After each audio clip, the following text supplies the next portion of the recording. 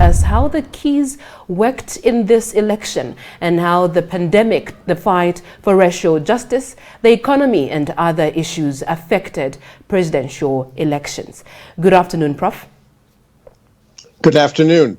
Now, it is an incredible feat to have predicted correctly all presidential elections since 1984, when the incumbent President Ronald Reagan defeated former Vice President Walter Mondale, the Democratic candidate. How does this model work, and what do you take into consideration when making predictions? Yes, this model works because I ignore the misleading polls. And I don't think journalists should ever again report on or comment on polls.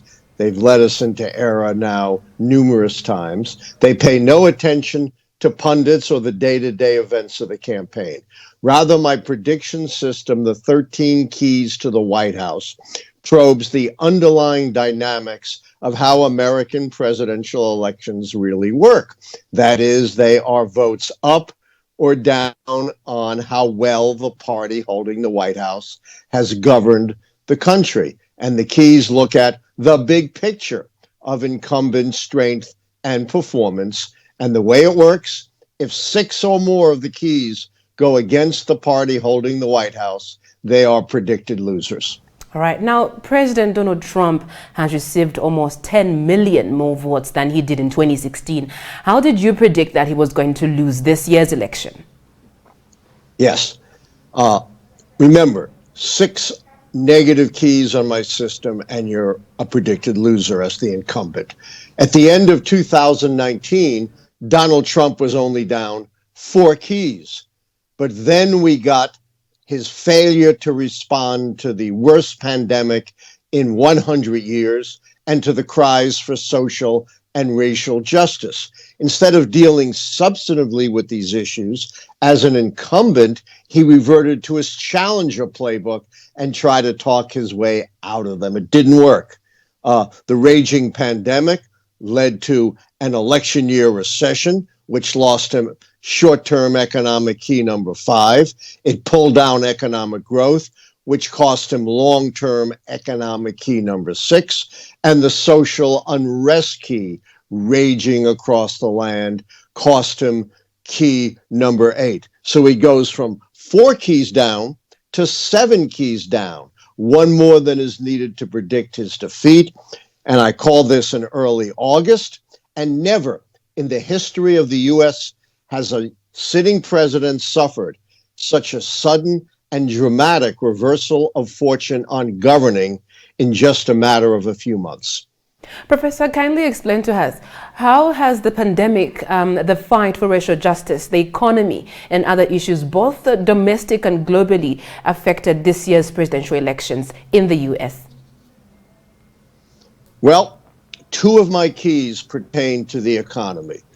That's a lot, because remember, he was already down 4 when the economy was doing very, very well. The problem is you can't have a robust economy with millions of infections and hundreds of thousands of deaths from the pandemic. You can't bolster the economy without getting the pandemic under control, and that cost him the 2 economic keys, bringing him to 6. We also had throughout America cries for social and racial justice following police killings of unarmed black men.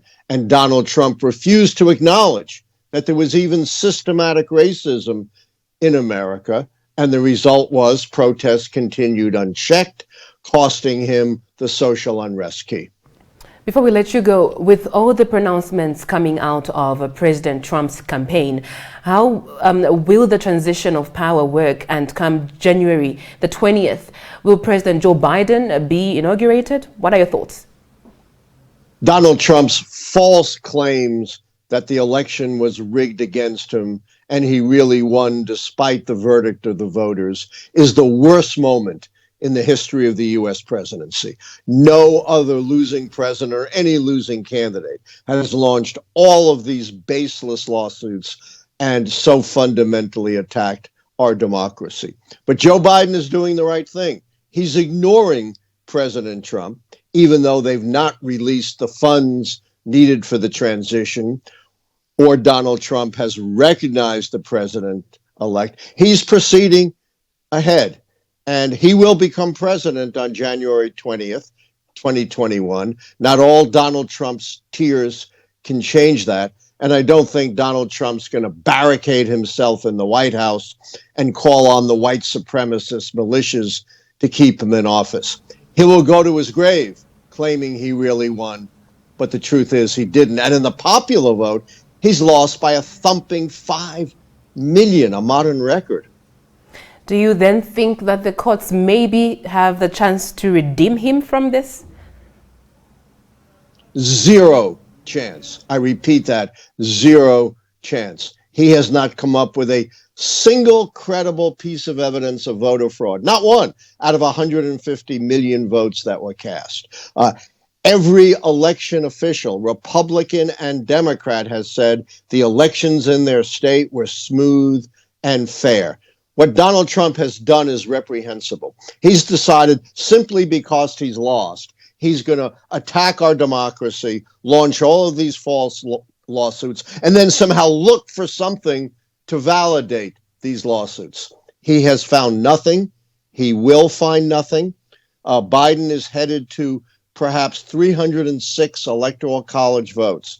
You just need 270. That's the same number Donald Trump got, and he called it one of the greatest landslides in the history of the country. And by the way, all of these enabler Republicans who are saying, oh, the media can't call an election. We've got to wait until the electoral votes are counted.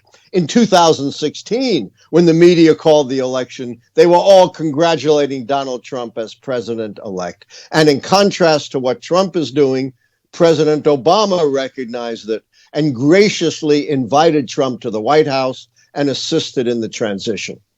All right. Thank you so much, Professor. Thank you. Take care. Great interview.